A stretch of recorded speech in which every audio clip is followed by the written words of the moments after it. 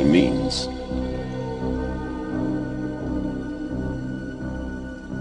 Another advocate of this new technology was Victor Schauberger. Your propulsion theory is a mistake. This statement was made by inventor Victor Schauberger, who was believed to be associated with these esoteric societies. It addresses one of the essential points of the issue. Nowadays, we would call this the search for an alternative form of energy. Back then, however, there was much more at stake. Namely, the quest for another science, a radically different technology. To put it simply, we could say implosion instead of explosion. The positive elements among the esoteric scholars of the Third Reich were aware that all divine creations have always been creative, never destructive.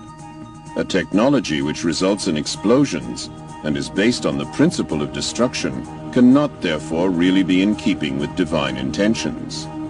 All internal combustion engines, for example whether piston engines or rocket propulsion systems, work on the principle of an explosion, in other words with destructive capabilities.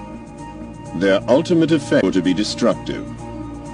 The environmental damage meanwhile visited on the planet by the technology of explosion, including atomic energy, exhaust fumes and so on, makes it quite clear that the call for a new technology, like the one under discussion back then, is clearly justified.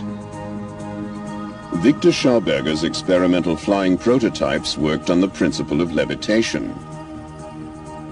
Esoteric knowledge played an ever-increasing role in the search for new sources of energy and motive power. Such research as there was particularly important in the development of electrogravitational and tachometric propulsion. This seemed to be at the very core of the alternative technology. The energy source of the future, cheap, clean, and independent of raw materials. Two special departments, U-13 and SSE-4, were set up to concentrate exclusively on the realization of this new technology. Die Intuition Johannes Keplers führte ihn zu dem Geheimwissen der Pythagoreer. The Johannes Kepler introduced him to the secrets of Pythagoras. Victor Schauberger's vibratory theories tied in with the traditional teachings of Pythagoras and Johannes Kepler.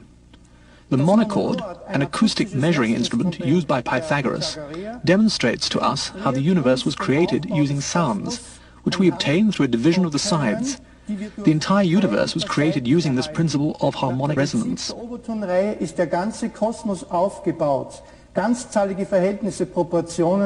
Integral numbers in proportional relationship to one another determine the structure of matter. This holds good for the universe, as well as the atom, the periodic law of elements in chemistry, the Mendelian laws of heredity, the laws of leaf arrangement in botany, as well as the formation of crystals. The list goes on. Wherever we have mathematical structures and proportions, we encounter the basic principle of the monochord, harmonic proportions. Victor Schauberger used the mathematics of the monochord in order to develop and build upon his integral skills and his knowledge of the inner universe and its vibrations. One more thing, his mathematics were not Euclidean. The secret teachings of Pythagoras were taken up a Templar order, guarded and passed on. Victor Schauberger made use of this knowledge to develop his theories and in so doing discovered implosion. In keeping with the laws of nature, we can see here alpha and omega, the keynote to the overtone going on further to the last tone and ending in the creation of the entire universe. Symbolically, alpha and omega represent spirit and matter. Therefore, what we have here is something whole. This knowledge therefore makes an all-embracing science possible. Implosion is the utilization of the potential of the inner universe within the outer universe.